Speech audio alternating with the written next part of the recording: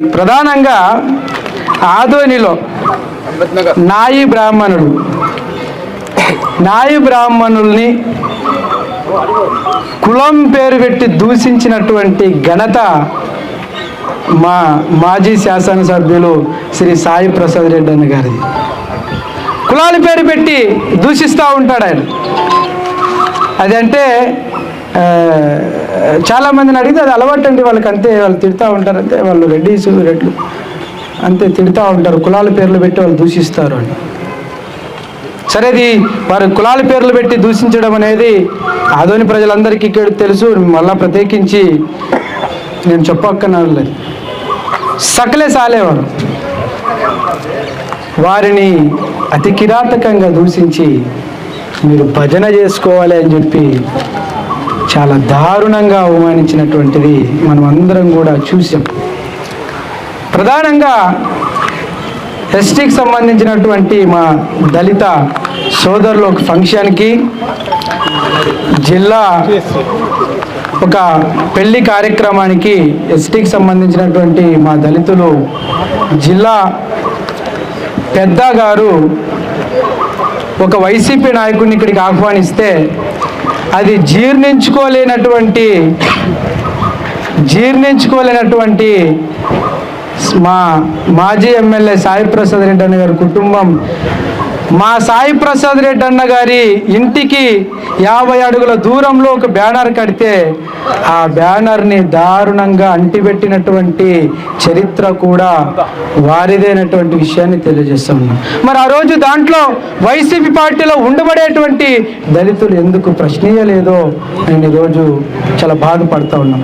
ఏది ఏమైనా ఈరోజు నా దళిత సోదరులు చేసినటువంటి కార్యక్రమాన్ని మేము చాలా గర్విస్తామనేటువంటి విషయాన్ని కూడా ఈ సందర్భంగా తెలియజేసుకుంటూ అందరికీ నమస్కారం. ఈ యొక్క 3 పార్టీల దళితులు ఎందుకు ఈ ప్రెస్ మీట్ని చేయాల్సినటువంటి అవసరం వచ్చిందంటే, మొన్నటి రోజున మా ఆదోని నియోజకవర్గ శాసనసభ్యులు డాక్టర్ పార్థసారథి గారు ఆదోని మండలం ధనాపురం గ్రామంలో ప్రజల కోసం పార్థసారథి అనేటువంటి కార్యక్రమాన్ని నిర్వహించడం జరిగింది. ఈ కార్యక్రమంలో భాగంగా ఒక దళితుడిగా నన్ను ప్రోత్సహించి ఆయన ఏ గ్రామానికి వెళ్ళినా నన్ను తను వెనుకే తీసుకుపోయేటువంటి వ్యక్తి డాక్టర్ పార్థసారథి వాల్మీకి గారు. ఈరోజు ఆ ధనాపురంలో జరిగినటువంటి కార్యక్రమం ఏదైతే ఉందో, ఆ రోజు ధనాపురంలో ఏదైతే జరిగిందో అక్కడ సభ నిర్వహించేటువంటి సందర్భంలో అక్కడున్నటువంటి సర్పంచ్ ఎక్కడో ఒక చోట మూలన ఉన్నటువంటి పరిస్థితుల్లో,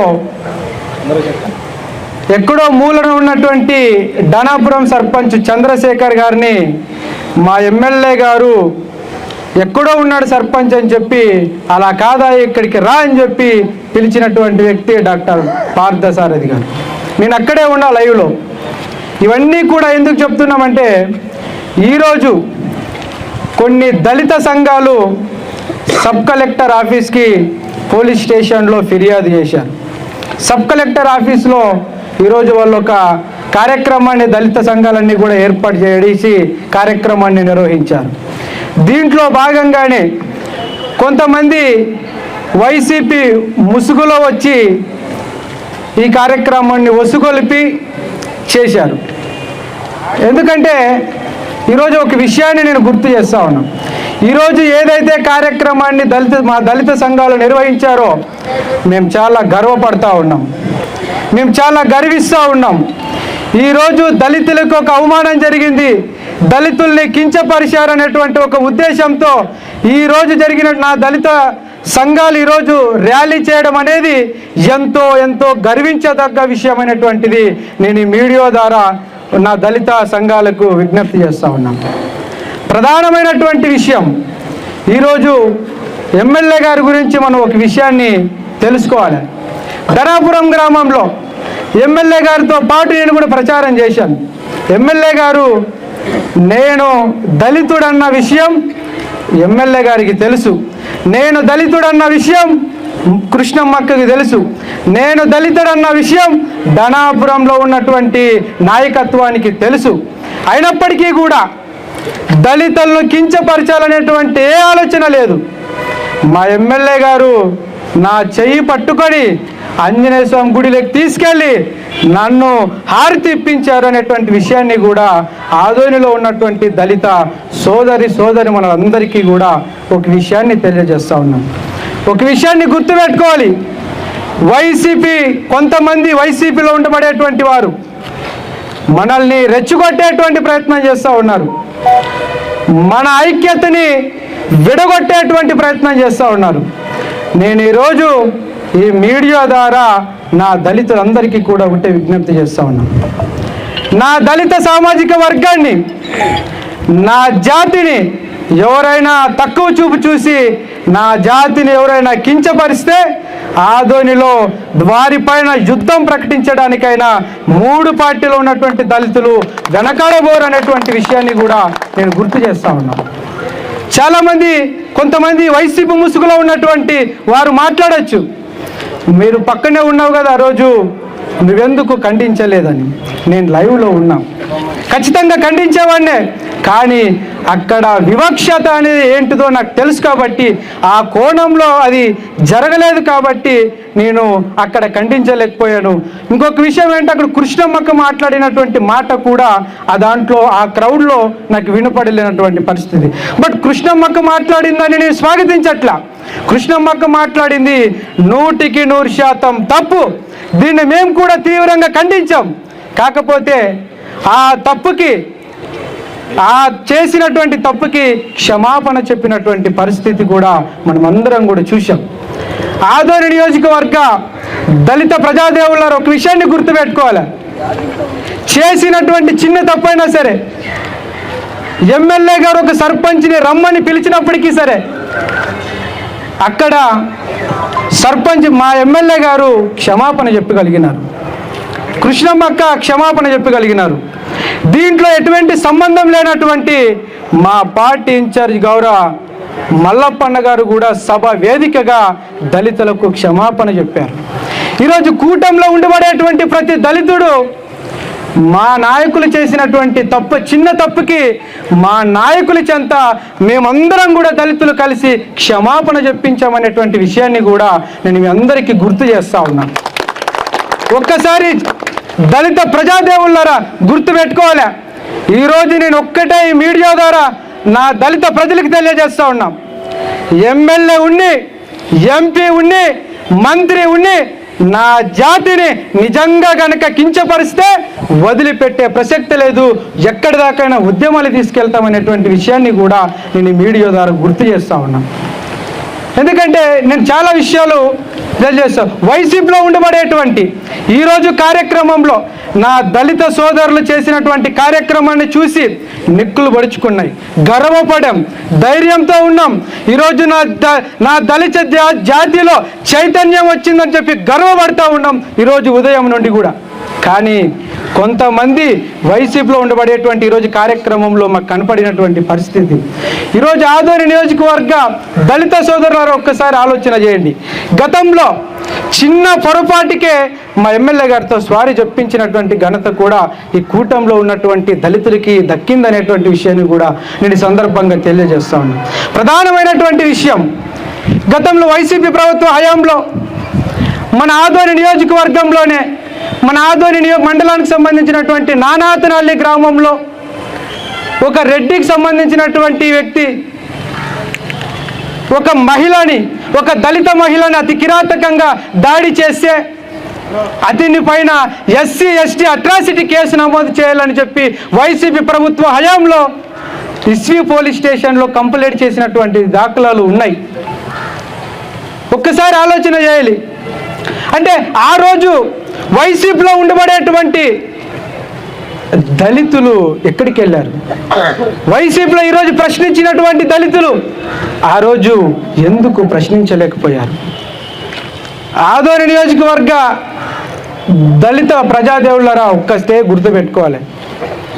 ఈరోజు కూడా ప్రజలు చర్చించుకున్నటువంటి విషయం, నా దళితులు ఎవరి ఇంటి దగ్గర కాపలా కాస్తున్నారో కూడా ప్రజలందరికీ కూడా తెలిసినటువంటి విషయం.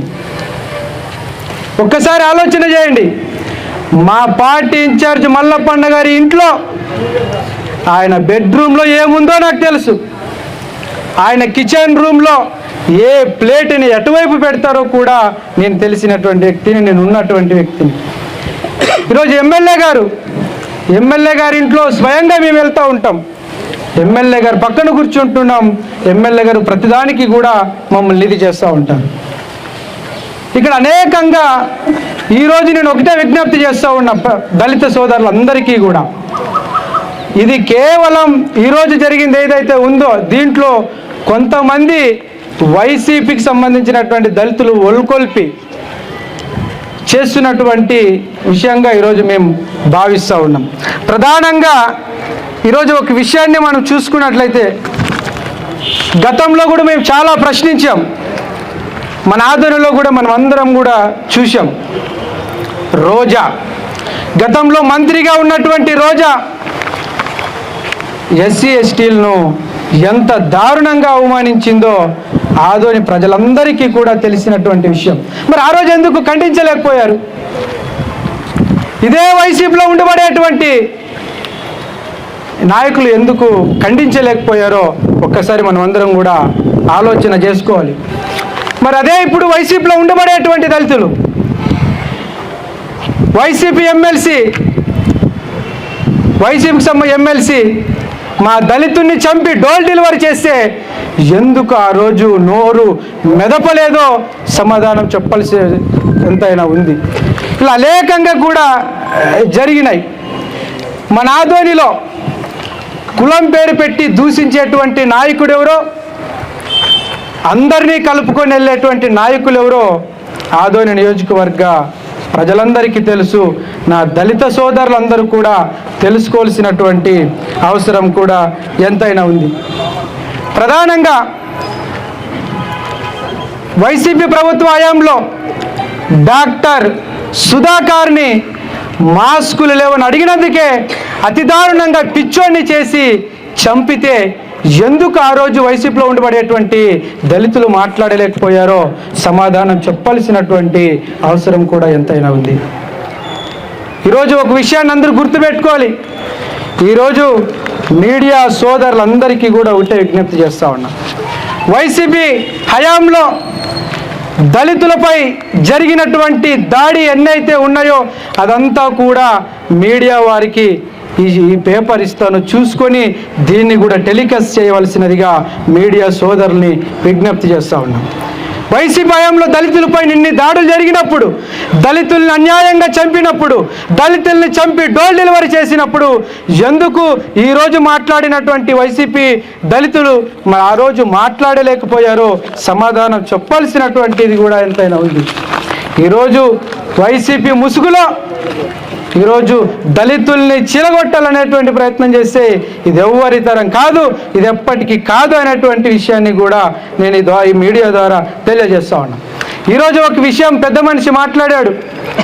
మరి అజయ్ బాబు అన్న గారు ఒక విషయాన్ని మాట్లాడాడు.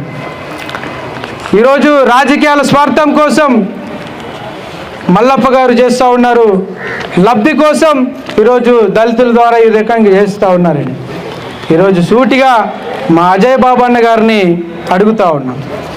రాజకీయ పబ్బం గడుపుకుంటున్నది ఎవరో ఆదోని నియోజకవర్గ ప్రజానికానికి తెలుసు, నా దళిత సోదరులకు కూడా తెలుసు అనేటువంటి విషయాన్ని కూడా నేను ఈ సందర్భంగా తెలియజేస్తూ ఉన్నాం. ఇలా అనేకంగా చాలా ఉన్నాయి. ఏది ఏమైనా ఈరోజు మా ఎమ్మెల్యే గారు చేసినటువంటి చిన్న తప్పుకే ఈరోజు క్షమాపణ చెప్పగలిగినాడు.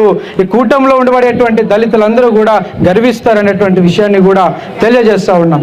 ఈరోజు ఏది ఏమైనప్పటికీ కూడా నా దళితులందరూ కూడా, నా దళితులకి ఏదైనా అన్యాయం జరిగినా, నా దళితులకి ఏదైనా అవమానపరిచినా మేము ఎట్టి పరిస్థితుల్లో రోడ్లు ఎక్కడానికైనా సిద్ధంగా ఉన్నామనేటువంటి విషయాన్ని కూడా నేను ఈ మీడియా ద్వారా నా దళిత సోదరులందరికీ కూడా తెలియజేసుకుంటూ నేను చాలా స్పష్టంగా చెప్పగలను. ధనాపురంలో జరిగినటువంటి ఇష్యూ ఏదైతే ఉందో నేను ప్రత్యక్ష సాక్షిని. ధనాపురంలో ఇప్పుడు ఒక విషయాన్ని గుర్తుపెట్టుకోండి. ఇప్పుడు ఆ వేదిక మీద ఎమ్మెల్యే గారి పాటు ఎమ్మెల్యే గారి భుజాలకు అతుక్కొని నేనున్నాను, అక్కడే ఉన్నాను. ఎక్కడో ఉండబడినటువంటి ఒక దళిత సర్పంచ్ని గౌరవించి వేదిక మీదకి పిలవడం తప్ప? ఒకసారి ఆలోచన చేయండి. ఆ దళిత సర్పంచ్ని ఇక్కడ పిలవకపోయింటే బాగుండేదా? కాదు కదా. దళిత సర్పంచ్ అయినప్పటికీ కూడా నువ్వు మాతో పాటు సమానమే, ఇక్కడికి రామ్మని చెప్పి మా ఎమ్మెల్యే గారు ఎంతో గౌరవంగా రావయ్య అని పిలిచారు. ఆయన రావడానికి నిరాకరించాడు. సర్పంచ్ గారిని పిలిచారు. అక్కడ ఉండబడేటువంటి ప్రజలను అడిగితే కూడా ఇది సమాధానం చెబుతారు. ఒకసారి ఆలోచన చేయండి. అక్కడ ఎమ్మెల్యే గారు పిలిచినందుకే కదా ఇదంతా కూడా. అంటే మా ఎమ్మెల్యే గారు ఎందుకు పిలిచారు? గౌరవం ఉంది కాబట్టే ఎమ్మెల్యే గారిని సర్పంచ్ గారిని అక్కడికి పిలిచారనేటువంటి విషయాన్ని కూడా నేను తెలియజేస్తూ ఉన్నాను. దీన్ని కృష్ణమ్మక్క గారు ఆయన ఎమ్మెల్యే గారు పిలిచినప్పుడు నిరాకరించినప్పటికీ కూడా అయినప్పటికీ అట్లే 3, 4, 5 సార్లు పిలిచే నిరాకరించాడు. పక్కన ఎందుకు రావయ్యా అని చెప్పి కృష్ణమ్మక్కని పక్కన ఉన్నటువంటి కృష్ణమ్మక్కని అడిగితే ఎస్సీ అని చెప్పి చెప్పింది. సో దీన్ని మేము కూడా తీవ్రంగా ఖండిస్తున్నాం. మేము దీన్ని స్వాగతించట్లా, తీవ్రంగా ఖండిస్తున్నాం. కానీ దీనికి తప్పులేనటువంటి ఎమ్మెల్యే గారు కూడా క్షమాపణ చెప్పగలిగినాడు. మా పార్టీ ఇన్ఛార్జికి ఎలాంటి సంబంధం లేనిది కూడా తప్పు అని చెప్పి బహిరంగంగా మా ఇన్ఛార్జి గారు కూడా క్షమాపణ చెప్పగలిగినాడు. కృష్ణమ్మక్క గారు కూడా క్షమాపణ చెప్పగలిగినారు. ఈరోజు మీరు ఒక విషయాన్ని అన్నారు, వైసీపీలో ఆ రకంగా జరిగింది కాబట్టే ఈరోజు మీకు 101 సీట్లు ఇచ్చారని. కానీ ఈరోజు జరిగినటువంటి ఏదైతే ర్యాలీ ప్రోగ్రాం ఉందో దాంట్లో మాకు వచ్చినటువంటి సమాచారం ప్రకారంగా వైసీపీలో ఉండబడేటువంటి కొంతమంది దీన్ని ఇది చేశారనేటువంటి ఒక ఉద్దేశంతోనే ఈ మీడియా సమావేశాన్ని కూడా ఏర్పాటు చేయాల్సినటువంటిది వచ్చింది. ఈరోజు దళితుల్ని అవమానపరిచారు, కించపరిచారు. ఓకే, నేను కూడా దళితున్నే. నేను ఎమ్మెల్యే గారి పక్కనే ఉన్నా, కృష్ణమ్మక్క కూడా నా పక్కనే ఉంది. దళితుల్ని కించపరచాలి అని అంటే నేను కూడా ఒక దళితుడే, నన్ను కూడా వాళ్ళు అడ్డుకోవాలి. వాళ్ళు అడ్డుకోలేదు నన్ను వాళ్ళే పక్కన నిలబెట్టుకోగలిగినారు. ఈరోజు కృష్ణమ్మక్క మాట అనడం తప్పే, మేము కాదనడం లేదు. కానీ ఆ తప్పుకి మా దళితులు అన్నట్లుగా క్షమాపణ చెప్పమన్నారు, ఆమె చెప్పగలిగింది.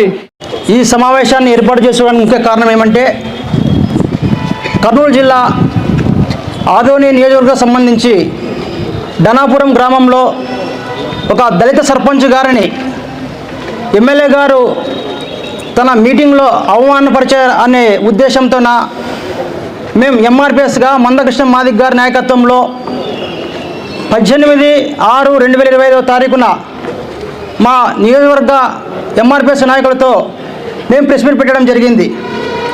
ఏమని ప్రెస్ మీట్ పెట్టినామంటే మేము ఇది దళితులకు జరిగిన అన్యాయము, ఇది ఏ పార్టీ అయినా కూడా మేము ఖండిస్తాము.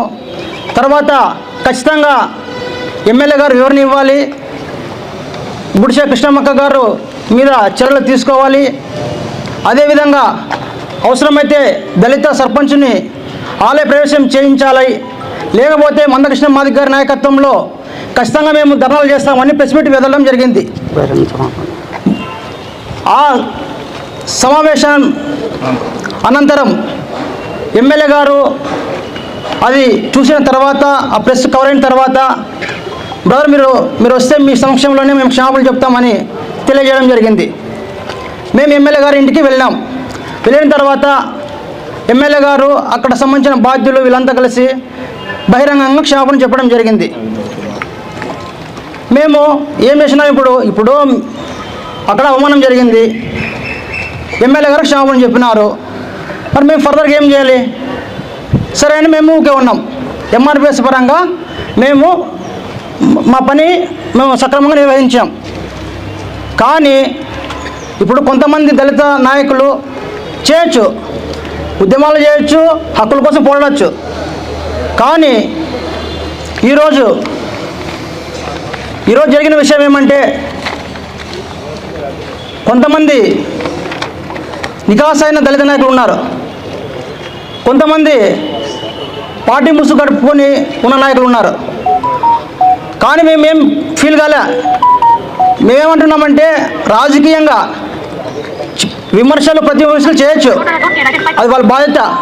కానీ మందకృష్ణ మాదిక్ గారిని విమర్శిస్తే ఏ విధంగా చూస్తూ కొన్నారు అని మేము ఈ సభాముఖంగా అడుగుతున్నాం. ఒకటే కోరుతున్నాం మేము, మొన్న దళిత సర్పంచ్కు జరిగిన అవమానం క్షమాపణ చెప్పినాడు, కానీ ఈరోజు అసలైన అవమానం జరిగింది ఈరోజు. కాబట్టి మేము ఒకటే చెప్తున్నాం, లే చిక్కం జానయ్య, నువ్వు ఎక్కడున్నా నీ అంతైతే చూస్తాం గ్యారంటీ. ఖచ్చితంగా 3 రోజుల క్షమాపణ చెప్తే సరే, లేకపోతే నీ కథ అయితే ఖచ్చితంగా చెప్తాము, నీకు దేహశుద్ధి కూడా ఖచ్చితంగా చేస్తామని సభాముఖం తెలియజేస్తున్నాం. సభకు నమస్కారం తెలియజేస్తూ ముగిస్తున్నా. గత 4 రోజుల నుండి ఆదోని నియోజకవర్గంలో జరుగుతున్నటువంటి దళితుల ఆవేదనని ఈరోజు ప్రత్యక్షంగా జేఏసీ ఆధ్వర్యంలో వినూత్నంగా తెలియచేసి దళితులకి ఆత్మస్థైర్యం నింపింది అన్నదానికి ఎలాంటి సందేహం లేదు. బట్ ధానాపురంలో సర్పంచ్పై వస్తున్నటువంటి ఆరోపణల్ని నిరంతరం ప్రతి ఒక్కరూ ఎన్డీఏ కూటమి తరఫున కూటమిలో ఉన్నటువంటి దళిత నాయకులు కూడా తప్పుగా పరిగణిస్తూ క్షమాపణ చెప్పించడం కూడా నిన్నటి రోజున జరిగింది.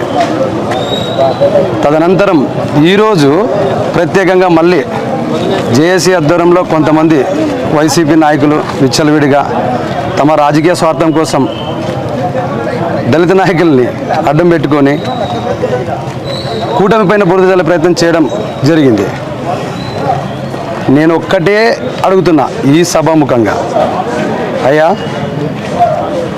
చట్టసభల్లోకి ఎస్సీలు, బీసీలు, మైనార్టీలు ఓట్లు వేసి గెలిపించి మిమ్మల్ని అసెంబ్లీలోకి పంపించారు.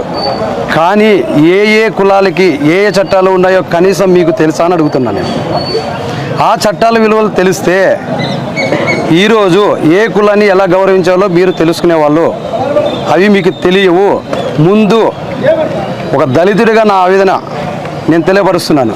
ఖచ్చితంగా ముందు మీరు రాజ్యాంగంలో ఉన్నటువంటి చట్టాలను తెలుసుకుంటే, చట్టసభల్లోకి పంపించే మాలాంటి మూర్ఖులు ఉన్నంత వరకు మీరు ఇలాగే మాట్లాడుతుంటారు. ఫస్ట్ మీరు చట్టాలు చదవండి, ప్రజల్ని కాదు డబ్బు ఇచ్చి ఓట్లు కొని గెలిచి చట్టసభల్లోకి వెళ్ళేది కాదు. చట్టాలు తెలుసుకోండి ముందు. కృష్ణమ్మాయి అనిన దాంట్లో తప్పు ఉందని ప్రతి ఒక్కరు ముక్తకంఠంగా తెలియపరిచారు. ఓకే, మళ్ళీ మీరు కూడా నిన్ననో మొన్ననో కూర్చొని 3 సార్లు ఎమ్మెల్యేగా గెలిచి ఒకటే నేను అడుగుతున్నాను, మీరు కూడా ఎస్సీ అనే పదాన్ని వాడుతున్నారు. ఎస్సీ అనే దానికి మీరు వివరాన్ని ఇవ్వండి ముందు. ఆమె చట్టసభలోకి వెళ్ళలేదు, కృష్ణమ్మకి చట్టసభలోకి వెళ్ళలేదు, ఆమెకు చట్టం గురించి తెలీదు అనేసింది. చట్టసభలోకి వెళ్ళిన వాళ్ళు కూడా మాట్లాడుతున్నారే ఈరోజు. ఉమ్మడి రాష్ట్రం ఉన్నప్పుడు 1998లో పున్నయ్య కమిషన్ అనేది ఇప్పుడు ఉన్నటువంటి ముఖ్యమంత్రి అప్పుడు చంద్రబాబు నాయుడే. ఆ రోజు ఒక చట్టం తీసుకొచ్చి ప్రతి గ్రామాల్లోకి విద్యావంతులైనటువంటి లాయర్లు ఒక కమిటీ ద్వారా వస్తే ఎక్కడైతే వివక్షతకు గురైనాయో ఆ విలేజ్ల్లో తిరిగి ఆ విలేజ్ల్లో ఉన్నటువంటి దళిత నాయకులను తీసుకొని హోటల్లోకి అయితేనేమి, మసీదుల్లోకి అయితేనేమి, గుళ్ళలోకి అయితేనేమి పూజలు చేయించి అంటరాని తనానికి గురైనటువంటి హోటల్లో వివక్షతకు ఏర్పడినటువంటి హోటల్లో గ్లాసుల్ని తీసేపించి అంతా ఏకబికం చేశారు. మళ్ళీ ఇవన్నీ మర్చిపోయినారా? ఏదో ఒక దళితుడిని మళ్ళీ ఇంకో బీసీ వర్గానికి చెందిన వాడు ఏదో అన్నాడని చెప్పేసి ఈరోజు ప్రతి ఒక్కళ్ళు కూర్చొని మాట్లాడుతున్నారు. ఆమె చేసింది తప్పే, మీరు కూడా ఈరోజు చేసింది ఏం చేస్తున్నారు? మీరు కూడా అదే వర్డ్నే వాడుతున్నారు కదా. ఆ వర్డ్ తప్ప వేరేది రాదా? ముఖ్యంగా నేను అడిగేది ఒక్కటే, చట్టసభలకు వెళ్ళడం మీరు ఎస్సీ, ఎస్టీ, బీసీ, మైనార్టీ వాళ్ళ ఓట్లతోనే వెళుతున్నారు. మీకుండే ఓట్ బ్యాంక్ ఎంత ఉందో మీరు తెలుసుకోండి. ఫస్ట్ చట్టసభలకు వెళ్ళే ముందు ఆ చట్టాల గురించి కూడా తెలుసుకోండి, ఏ ఏ చట్టాలు ఉన్నాయనేది. 1999లో అంటరానితనాన్ని నిర్మూలించేదానికి ఈ నివేదిక తీసుకొచ్చారు. అప్పటి నుండి ఇప్పటి వరకు ఈ కార్యక్రమాలు ఒక తెలుగుదేశం ప్రభుత్వం అధికారంలోకి వచ్చినప్పుడు మాత్రమే ఇవి పునరుద్ధం కావడం లేదు. ఇతర పార్టీలు వచ్చినప్పుడు ఇతర పార్టీలు అధికారంలోకి వచ్చినప్పుడు కులాలపైన ఎన్నో అఘాయిత్యాలు జరిగాయి, కానీ ఎక్కడ నోరు ఊపలే. వైసీపీ అధికారంలోకి వచ్చిన తర్వాత 5 సంవత్సరాల్లో 56,981 దాడులు జరిగాయి ఎస్సీల పైన. ఏ ఒక్క దళిత నాయకుడు బయటకు వచ్చిన అరెస్టులో, ఇంటి ముందు పోలీసులు, రాత్రికి వాళ్ళ ముఠా నాయకులు వచ్చి బెదిరింపులు కనపడలేదా మీకు ఆ రోజు? ఎస్సీ నాయకుల పైన జరుగుతున్నటువంటి అన్యాయాలు మీకు కనపడలేదా? ఈరోజు మాట్లాడుతున్నారా? కూటమి ఇది మర్చిపోతండి. కూటమిలో ఎన్నో ఉంటాయి విభేదాలు, ఒక్కటైతే తట్టుకోలేరు మీరు. మా ప్రపంచం ఎలా ఉంటుందో చూపిస్తాం. రాష్ట్ర అభివృద్ధి కోసం చంద్రబాబు నాయుడు, పవన్ కళ్యాణ్ గారు, నరేంద్ర మోడీ గారు ఎంతో కష్టపడుతున్నారు. రాష్ట్ర అభివృద్ధి ధ్యేయంగా పనిచేస్తున్నారు. కార్యకర్తలు కూడా మర్చిపోయారండి. భుజాల పైన వేసుకొని భుజస్కంధాల పైన మేము వేసుకొని వాళ్ళని గెలిపించిన వాళ్ళకి కూడా పని చెప్తూ మమ్మల్ని కార్యకర్తలు మర్చిపోయారు. రాష్ట్ర భవిష్యత్తు కోసం పాటుపడుతున్నారు. అలాంటప్పుడు చిన్నదాన్ని భూతత్వంలో పెట్టి చూస్తారా? తప్పు జరిగింది, క్షమాపణ చెప్పారు. క్షమాపణ చెప్పిన తర్వాత ఆరా తీయడం రాజకీయ లక్షణం కాదు, రాజకీయ లక్షణం కాదు. దీన్ని విడమర్చి చెప్తున్నాను. ప్రత్యేకంగా దీన్ని దృష్టిలో పెట్టుకొని మీరు ఏదో రాజకీయం చేస్తున్నారు. బుద్ధ చల్లదు. కూటమికి కోపం వస్తే ఎవడు తట్టుకోడు. ఇది నేను ఒక దళిత నాయకుడిగా నా సవాల్ విసురుతున్నాను. ఖచ్చితంగా దీన్ని ఇక్కడితో స్టాప్ చేయండి. ఆమె చేసింది తప్పు, మాట్లాడింది తప్పు అని అందరూ అంటున్నాము. దానిపైన చట్టం తన పని తను చేసుకుపోతుంది. నా పేరు వీరేష్, తెలుగుదేశం పార్టీ నాయకులు, మధుర గ్రామం.